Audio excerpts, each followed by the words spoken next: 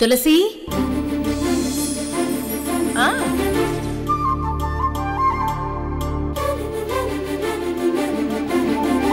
విష్ణుతో మాట్లాడకుండా ఒక్కరోజు ఉండడం అంటే నాకు చాలా కష్టం. అలాంటిది నేను మాట్లాడకుండా ఇన్నాళ్ళు ఆగగలిగాను, అది కూడా ఒక శుభవార్త చెప్పకుండా.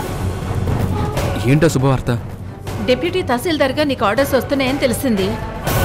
అకాడమీలో ఉన్న నీకు ఈ విషయం తెలుసో తెలియదో చెబుదామనుకుంది, కానీ నీకు తెలుసు కదా. తెలుసమ్మా, తెలిసిన తర్వాత ఇలా జరిగింది. సివిల్స్ పరీక్షలాగే ఈ జైలు గోడలు కూడా కొద్ది రోజులు పరీక్ష అనుకో విష్ణు. న్యాయమే తప్పకుండా గెలుస్తుంది. మన కుటుంబానికి అన్యాయం చేయాలనుకునే వాళ్ళకి అసలైన శిక్ష పడుతుంది. నిన్ను తప్పకుండా నేను బయటికి తీసుకొస్తాను. నాకు నమ్మకం ఉందమ్మా. రేవతి ధైర్యంగా ఉంటే చాలు. రేవతి, విష్ణు ఏం కోరుకుంటున్నాడో విన్నావు కదా. ధైర్యంగా ఉండు.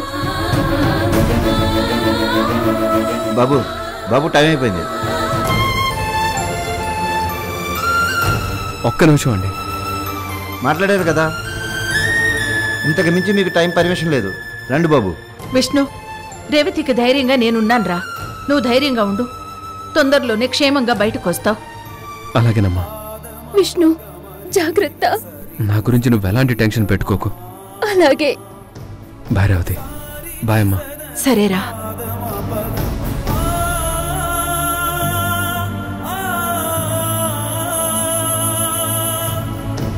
రేవతి రా. అత్తయ్య, నేను తల్లిని కాబోతున్న విషయం ఎందుకు చెప్పనివ్వలేదు? ఆ శుభవార్త ఇలా జైల్లో కాకుండా సంతోషంగా స్వీట్స్ పంచి ఇంట్లో చెప్పు రేవతి. అందుకే ఆపాను. అర్థమైందత్తయ్య. పద.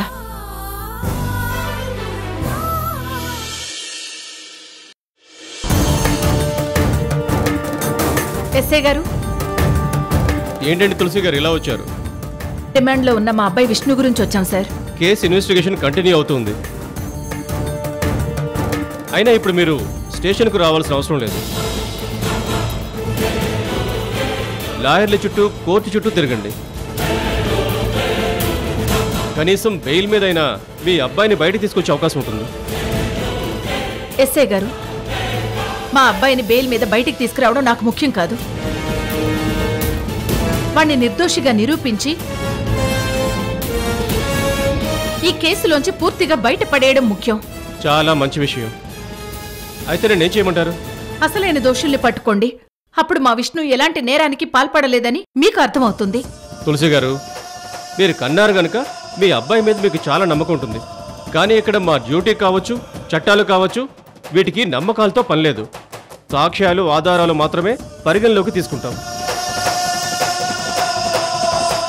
మనుషుల్ని పంపించి రాకేష్ అనే వ్యక్తిని చంపాలని మీ అబ్బాయి విష్ణు ప్లాన్ చేసింది నిజం. ఈ నిజాన్నే హాస్పిటల్లో రాకేష్ చెప్పాడు.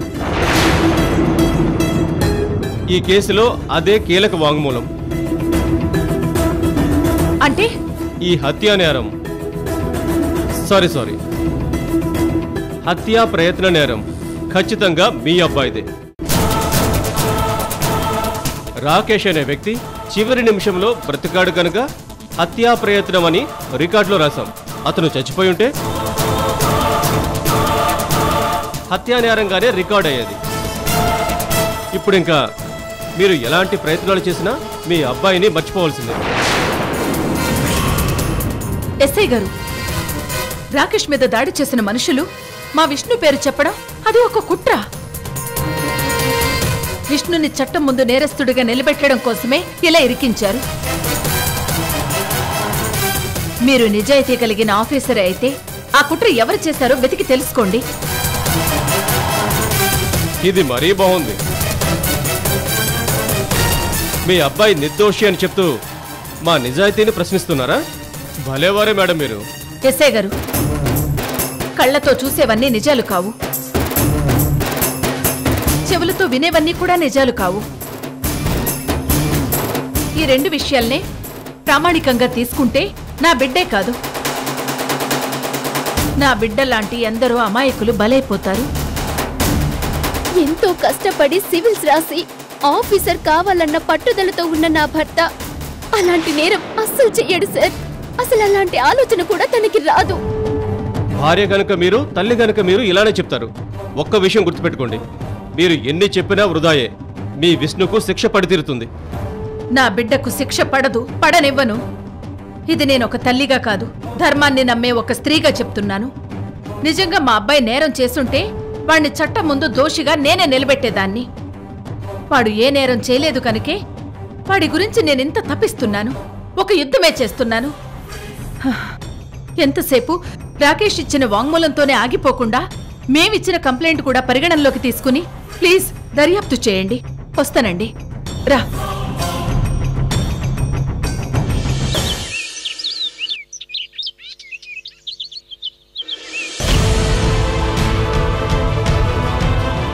అన్నయ్య, విష్ణు అన్నయ్య గురించి ఆలోచిస్తుంటేనే చాలా భయం వేస్తుంది. కావాలని అన్నయ్య ఎవరితోనూ గొడవపడ్డు. అన్నయ్యని ఎవరో కావాలని ఈ కేసులో ఇరికించారు. అన్నయ్యని చూడ్డానికి మనం కూడా వెళ్దాం అనుకుంటే అమ్మ వద్దంది. అంతమంది వెళ్ళడానికి పర్మిషన్ ఇవ్వరు అని ఆపేసింది. ఇప్పుడు ఈ కేసు విషయంలో ఏమవుతుందోనని చాలా టెన్షన్గా ఉందన్నయ్య. రే జ్యోతి, అన్నయ్య ఏ నేరం చేయలేదని మనం నమ్ముతున్నాం. అన్నయ్య ఏ నేరం చేయలేదని మనం ప్రూవ్ చేయగలిగితే కేసు కొట్టేస్తారు. క్లీన్ చిట్తో అన్నయ్య తప్పకుండా బయటకు వస్తాడు. డిప్యూటీ తహసీల్దార్ పోస్టింగ్ కూడా అన్నయ్యకి తప్పకుండా వస్తుంది. నువ్వేం టెన్షన్ పడకు.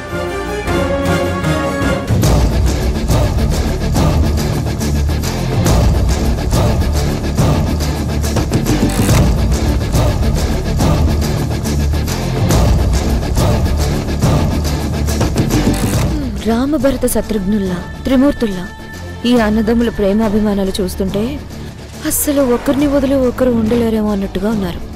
ఇంత అటాచ్మెంట్, ఇంత ప్రేమ అస్సలు తట్టుకోలేను.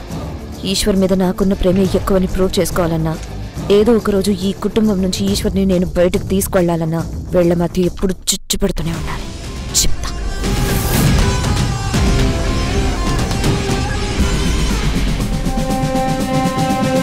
ఈశ్వర్, ఆఫీస్కి సెలవు పెట్టి ఎందుకు ఎదురు చూపులు? జ్యోతి, నువ్వు కూడా వెళ్ళకపోవడం ఏంటి? వదినా, విష్ణు అన్నయ్య గురించి ఆలోచిస్తుంటే ఎక్కడికి వెళ్ళాలనిపించట్లేదు, ఏ పని చెయ్యాలనిపించట్లేదు. అలా అని వరుసగా సెలవులు పెట్టి కూర్చుంటే మీ ఉద్యోగాలే పోతాయి. అయినా మీ అన్నయ్య ఏ నేరం చేయకపోతే తప్పకుండా బయటకు వస్తాడు. చేసుంటే మాత్రం ఖచ్చితంగా శిక్ష పడుతుంది. ప్రాక్టికల్గా థింక్ చేయండి. రేపు ఎలాంటి న్యూస్ వినడానికైనా ప్రిపేర్డ్గా ఉండండి.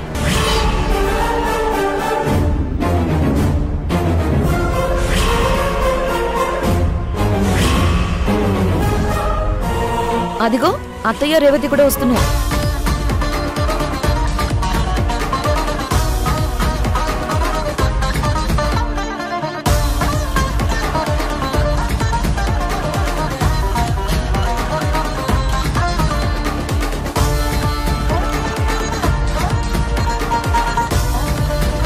అమ్మా, అన్నయ్య ఎలా ఉన్నాడమ్మా?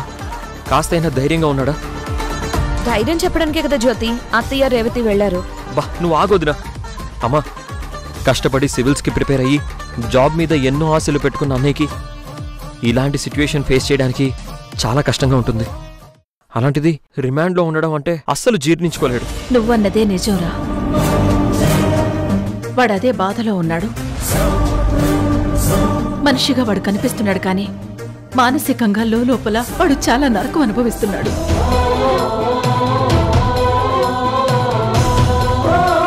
వదినా, అన్నయ్య అలాంటి బాధలో ఉన్నాడని మాకు కూడా అర్థమవుతుంది. అందులోంచి అన్నయ్య మనసు తేలిక పడేలా చేయడమే కదా ముఖ్యం. అన్నయ్యకి ధైర్యం చెప్పారు కదా వదినా.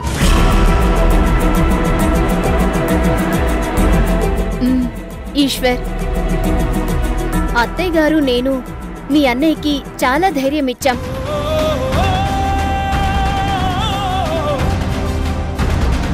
ఆయన ఎలాగైనా బయటికి తీసుకొస్తామన్న నమ్మకం ఇచ్చాం. మీరెవరూ టెన్షన్ పడకండి.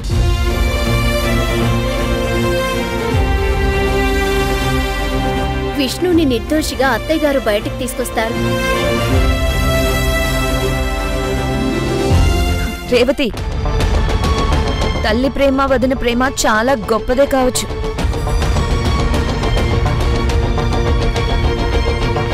ఇంతకంటే గొప్ప ప్రేమ ఈ ప్రపంచంలోనే చెప్పచ్చేమో కానీ ఈ ప్రేమలు బంధాలు కోర్టుకి చట్టాలకి అస్సలు కనిపించవు.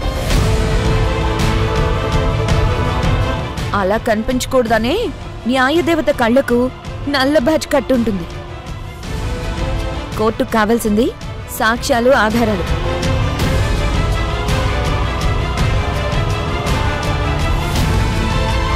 విష్ణుబావే నేరం చేశాడని బాధితుడు వాంగ్మూలం ఇచ్చాడు. అది కూడా ప్రాణాపాయ స్థితిలో హాస్పిటల్ బెడ్ మీద.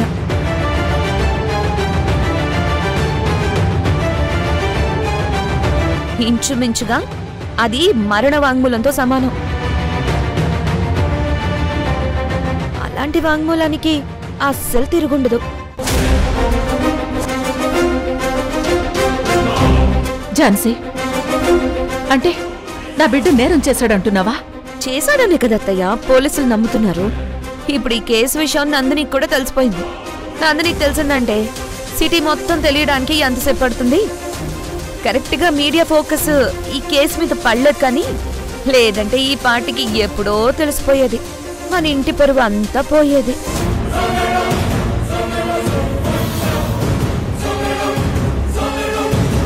ఫోకస్ పడలేదు, పడకుండా అత్తయ్య ఆపారో తెలీదు. అత్తయ్య, మీరే ఆపారా? ఝాన్సీ, ఏమైంది రేవతి? నేను ఏమన్నా తప్పుగా మాట్లాడానా? లేదు కదా. మనం కోడళ్ళుగా ఇంట్లో అడుగు పెట్టినప్పుడు అత్తయ్య మనతో ఏం చెప్పారు?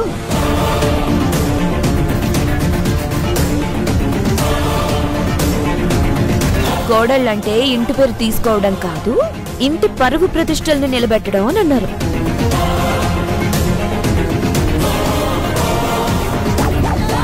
మరి ఇప్పుడు పరువు తీస్తుందెవరు? పరువు పోయే నేరాలు చేస్తుందెవరు?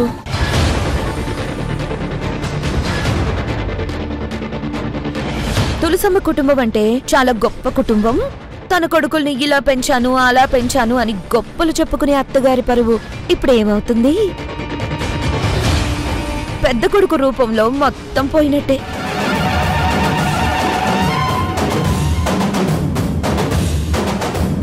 ఇంట్లో మనకి మధ్య ఏ గొడవలు వచ్చినా ఇంటి వరకే పరిమితంగా ఉండేవి. ఇన్నేళ్లుగా ఇంటి గుట్టు గుట్టుగానే ఉండేది.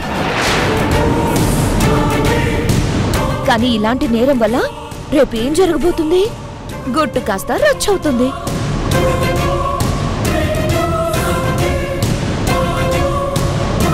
సోషల్ మీడియా కాస్త వైరల్ కాబోతుంది. ఇప్పుడు మనం తలెత్తుకుని బయట తిరగలమా? ఆఫీస్లో ఉద్యోగాలు చేయగలమా?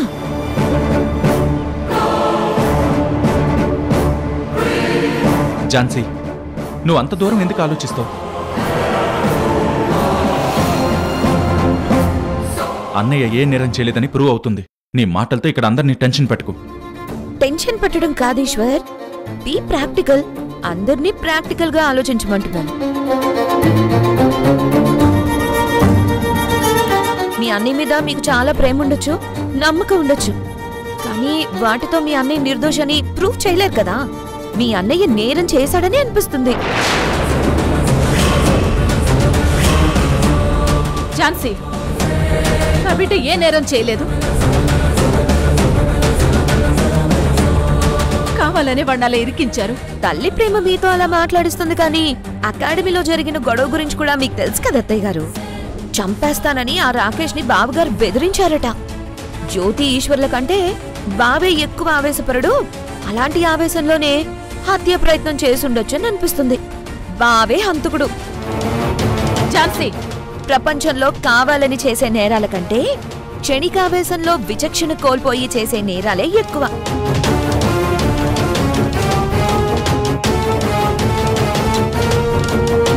అది కూడా ముఖ్యంగా ఇలాంటి మర్డర్స్ విషయంలో బావే హంతకుడు అనిపిస్తుంది.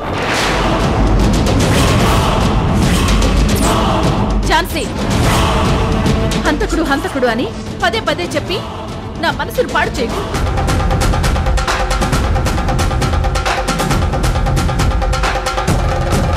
నువ్వు కళ్ళారా చూసినట్టు మాట్లాడకు. నువ్వు అన్నావు చూడు, క్షణికావేశంలో చేసే నేరాలే ఎక్కువని.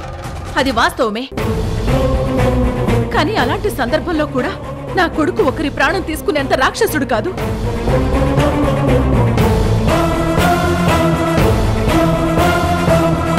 ఒక విషయం గుర్తుపెట్టుకో, కళ్లతో చూసినవన్నీ కూడా నిజాలు కావు, చెవులారా విన్నవన్నీ వాస్తవాలు కావు. నా బిడ్డ నిర్దోషిగా ఎలా బయటికి తీసుకురావాలో నాకు బాగా తెలుసు. అది కాదత్తయ్య. ఝాన్సీ, నిర్దోషిగా నిరూపిస్తానని చెప్తుంది కదా, ఇంక ఈ విషయం గురించి ఎక్కువ మాట్లాడుకు. లోపలికెళ్ళు. ఈశ్వర్, నువ్వు కూడా లోపలికి వెళ్ళమంటున్నాను కదా, వెళ్ళు. రేవతి, లోపలికి వెళ్దాం.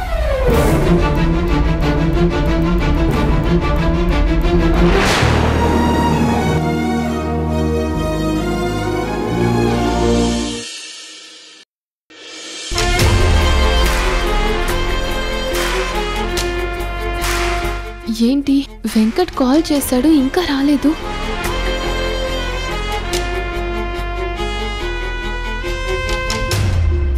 మేడం, వెంకట్, ఏదో ఇంపార్టెంట్ విషయం చెప్పాలన్నావు, ఏంటది? ఆ తులసి ఇన్ని రోజులు కొడుకును కాపాడుకునే ప్రయత్నాలు చేస్తూ ఇప్పుడు కౌంటర్ కేసు ఫైల్ చేయించింది మేడం. ఎవరో కావాలని కుట్ర చేశారని, విష్ణును కావాలని ఇరికించారని, వాళ్ళెవరో ఇన్వెస్టిగేట్ చేయాలని పోలీసుల మీద ఒత్తిడి తెస్తుంది మేడం. మీ పేరు చెప్పిందేమో అని నా అనుమానం మేడం. వెంకట్, చీకట్లో బాణం వేసినట్టు తులసి అలా గాల్లో మంటగా అనుమానంగా చెప్పదు. తనే ఒక పోలీస్ ఆఫీసర్గా మారి ఇన్వెస్టిగేషన్ మొదలు పెట్టేస్తుంది. అలాంటి వీర మహిళ అసలు పోలీసుల మీద ఎందుకు ఆధారపడుతుందో నాకు అర్థం కావట్లేదు. అది కూడా ఒక ప్లానే అయి ఉండొచ్చు మేడం. ఏమో, నువ్వన్నట్టు మిస్లీడ్ చేయటానికైనా ఏదో ఒక పథకం ఆలోచించుండొచ్చు. ఆ తులసి అలాంటి మేధావే. తనతో మనం చాలా జాగ్రత్తగా ఉండాలి.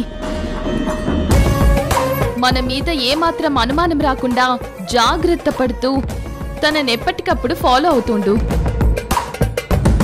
ఎప్పటికప్పుడు ఇన్ఫర్మేషన్ ఇవ్వు. అలాగే మేడం.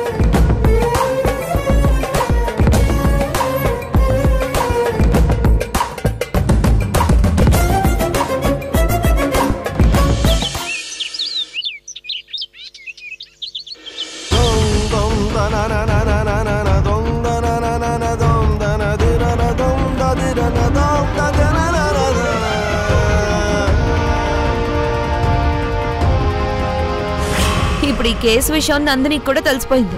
నందినికి తెలిసిందంటే సిటీ మొత్తం తెలియడానికి ఎంతసేపు పడుతుంది? కరెక్ట్ గా మీడియా ఫోకస్ ఈ కేసు మీద పడలేదు, కానీ లేదంటే ఈ పార్టీకి ఎప్పుడో తెలిసిపోయేది. మన ఇంటి పరువు అంతా పోయేది.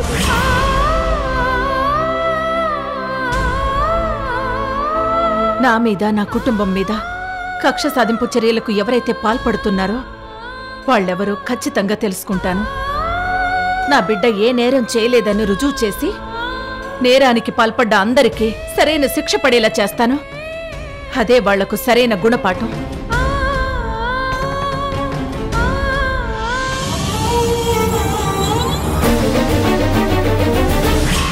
నీ విష్ణు ఫోన్ స్విచ్ ఆఫ్ అయిందని టెన్షన్ పడుతున్నావు కదా, అసలు నీ విష్ణుకేమైందో తెలుసా? ఏమైంది? మర్డర్ కేసులో అరెస్ట్ అయ్యాడు.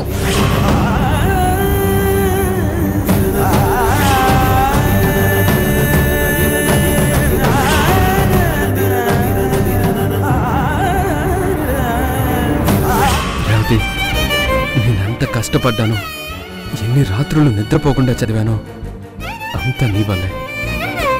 ఈ జైలు గోడలు నా భవిష్యత్తుని నాశనం చేయలేవు. నేను తప్పకుండా ఆఫీసర్ని అవుతాను రేవతి.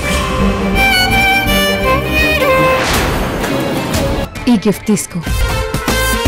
ఈ గిఫ్ట్ ఏంటో, నువ్వు నన్ను ఇలా తీసుకొచ్చి సస్పెన్స్ లో పెట్టడం ఏంటో నాకేం అర్థం కావట్లేదు. ఐ లవ్ యూ బావా. ఐ లవ్ యూ బావా. ఐ లవ్ యూ బావా. I love you so much బావా.